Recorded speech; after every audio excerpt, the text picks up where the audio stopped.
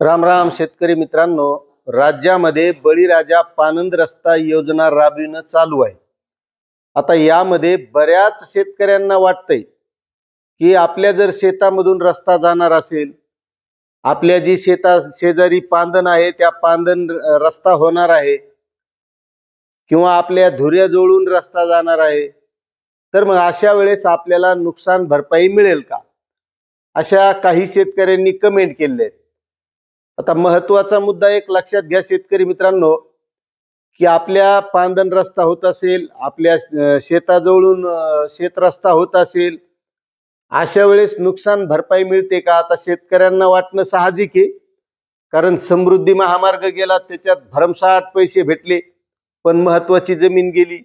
आता शक्तीपीठ महामार्ग होत आहे, तिथं काही शेतकरी विरोध करत आहेत, तर काही शेतकरी पैशाच्या लालसेपोटी हो म्हणत आहेत, म्हणजे पैसे भेटायलेत म्हणून। आता हे जे काही शेत रस्ते होत आहेत, याच्यात सुद्धा बऱ्याच शेतकऱ्याला वाटतंय की मग आपल्याला जवळून रस्ता व्हायला किंवा आपल्या धुऱ्याजवळून रस्ता व्हायला, मग आपल्याला पैसे भेटायला पाहिजे। मात्र एक लक्षात घ्या महत्त्वाचं शेतकरी मित्रांनो, की जो काही शेत रस्ता आहे, तो शेत रस्ता जर नकाशावर असेल, मग तो सिंगल डॉट असतो, कधी डबल डॉट असतो, आणि त्या रस्त्यांची जी काही रुंदी आहे ती ठरलेली असते।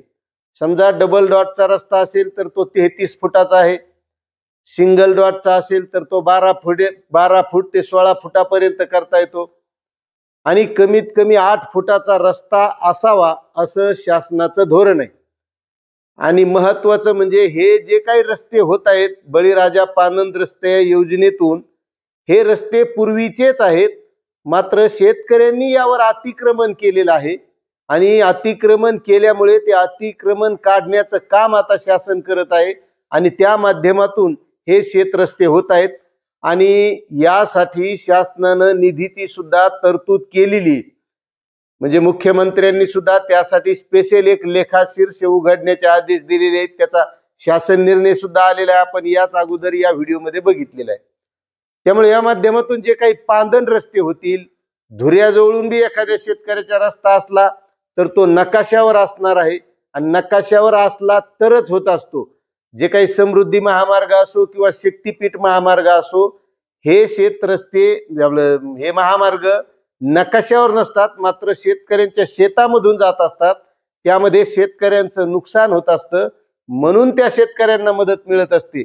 आणि हे जे काही पानंद रस्ते किंवा शेत रस्ते असतील तर ते या अगोदरच होते, मात्र यावर शेतकऱ्यांनी अतिक्रमण केलेलं आहे, त्यामुळे यामध्ये शेतकऱ्यांचं कोणतंही नुकसान नाही, कारण ऑलरेडी त्या शेतकऱ्यांनी त्यावर अतिक्रमण रस्त्यावर केले, त्यामुळे ते रस्ते बळीराजा पानंद रस्ता योजनेच्या माध्यमातून खुले करून ते शेत रस्ता शेतकऱ्यांसाठी खुला होणार आहे, अशी ही बळीराजा पानंद रस्ता योजना आहे।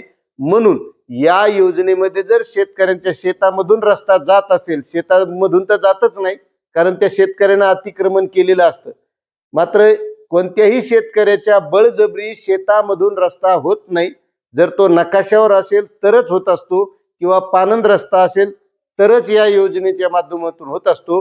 त्यामुळे यामध्ये कोणत्याही प्रकारची जी काही नुकसान भरपाई शेतकरी म्हणतात, तर ती कोणत्याही प्रकारची मिळत नाही। आता याच्या व्यतिरिक्त जर तुम्हाला काही समस्या असतील किंवा प्रश्न असतील तर तुम्ही नक्कीच कमेंट करून विचारू शकता। धन्यवाद।